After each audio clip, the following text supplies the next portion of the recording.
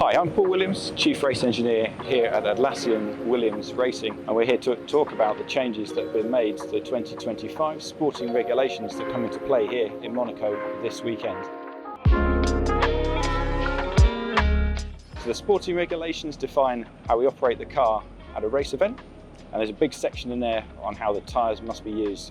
And it's this regulation that has been updated. So at all races, we have to use at least 2 compounds in the race, and one of which has to be the mandated race compound. So for example, you can't run a hard race without being disqualified from the results. That regulation is still in place, but in addition, there's a new regulation this weekend in Monaco which states that you have to use at least 3 tyre sets in a wet or a dry race. So why bring that in at Monaco? Well, there's one key factor that is very important here, and that is the difficulty of overtaking.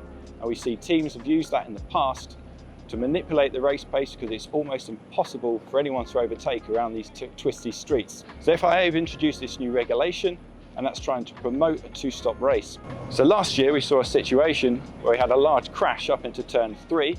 The resulting red flag allowed everyone to change tyres and then manipulate the pace to try and get to the end of the race. And this is what the FIA have introduced, this new regulation to try and stop. Now the red flag rules haven't changed, so we could still see tyre changes under red flags. So it doesn't necessarily mean we're going to see 2 live stops in the race on Sunday. I expect to see some different tactics around the safety car or VSC periods, and potentially some very early stoppers from the back of the field, which might promote the front runners to push a lot harder than they have done in the past. I'm looking forward to seeing how the race pans out, and I hope you are too.